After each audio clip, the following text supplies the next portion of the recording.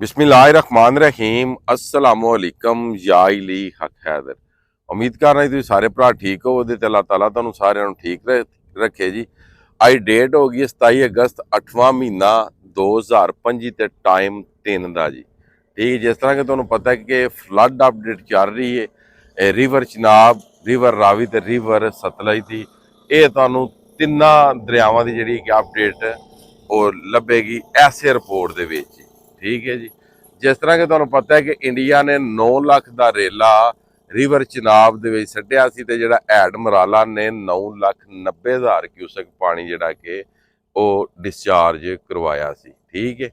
तो अपडेट शुरू करने तो पहला जिहड़े भरा नवे ने मेरे चैनल ते वो मेरे चैनल नू सबसक्राइब कर लो, जिहड़े वीडियो पेज ते वेख रहे ने मेरे पेज नू फॉलो कर लो। ठीक है जी। वो ऐड मराला ने कराया सी पास। हुण गल कर लैने आ अज दी। ऐड मराला इस टाइम चल रहा 5,01,339। ठीक है जी। ऐड मराला 9 ਲੱਖ तू ढल के 4 ਲੱਖ पानी तू शार्ट हो गया, खत्म हो गया। ऐड मराला आ गया 5 ਲੱਖ ते। अगे जी जनाब वड्डी खबर है ना, वड्डी खबर है जनाब ऐड खानकी दी कि मराला ने तो पानी जनाब कराया सी क्रॉस 9,10,000 ते खानकी जनाब इस टाइम 3 बजे की रिपोर्ट च पहुंच चुकिया वे 10,80,000 क्यूसक। 10,80,000 क्यूसक खानकी दा जिहड़ा लैवल है अप हो गया। जिहड़ा ऐड कादराबाद है वह पहुंच गया 9,80,000 ते। ये ओ रेले ने पाकिस्तान दे की के हर बंदे दी life they which first time है वो रेले आए ने कि मैं भी शायद अगू आउण ही ना ते ना ही अज तक आए ने रिवर चिनाब दे विच। चलो गुड्डू कोटरी ओ दरिया आखे जांदे ने उन्हां दे विच काफ़ी ज़्यादा पानी हो जांदा वे क्योंकि बहुत ज़्यादा उन्हां च पानी।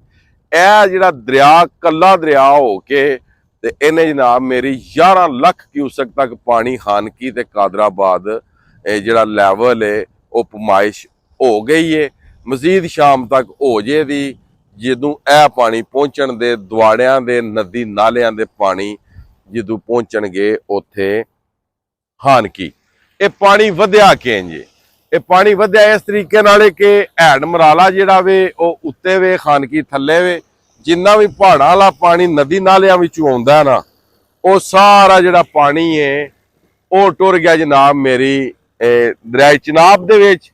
अगू दरिया चिनाब दे विच जदों गया ते अगू पानी पहुंच गया वे ऐड खानकी क्योंकि वो पानी ऐड मराला ने तो पास करवाया नहीं सी। वो तो पानी वाफर पानी सी बारिशां दा जिहड़ा पानी टुर गया उहदे विच खानकी विच।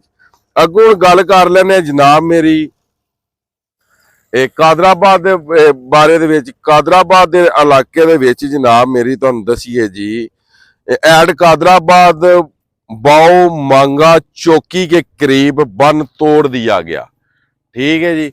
उथों यानी कि ऐड कादराबाद को इन्हां बन जिहड़ा है इन्हां ने तोड़ दिता है। हुण गल कर लैने ऐड त्रिमू। ऐड त्रिमू जनाब चल रहा वे जिहड़ा कि 80,000 क्यूसक। ठीक है। ते 70,000 क्यूसक उहदा चल रहा डिस्चार्ज। उस तो थल्ले जी 5 नद ते 5 दा नद चल रहा जनाब मेरी 95,000 क्यूसक ते डिस्चार्ज जनाब मेरी 70,000 क्यूसक। हुण गल कर लैने दरिया सतलज दी। दरिया सतलज गंडा सिंह दे मकाम ते पानी 2,60,000 ते अखराज भी 2,60,000 दा। ऐड सुलेमानकी दे कोल पानी है 1,05,000 ते अखराज जनाब मेरी 1,03,000 दा। ठीक है। ऐड इस्लाम कोल पानी है 60,000 ते अखराज 60,000 दा। ये होगी दरिया सतलज दी। रावी जनाब जस्टर दे मकाम ते पानी है इस टाइम घटिया 2.5 ਲੱਖ दे विचों पानी हो गया 2,29,000 ते अखराज 2,29,000। शदरा दे मकाम ते पानी है जनाब मेरी 90,000 ते अखराज 90,000। बल्लोगी कोल पानी है जनाब मेरी 95,000 ते अखराज जनाब मेरी 80,000।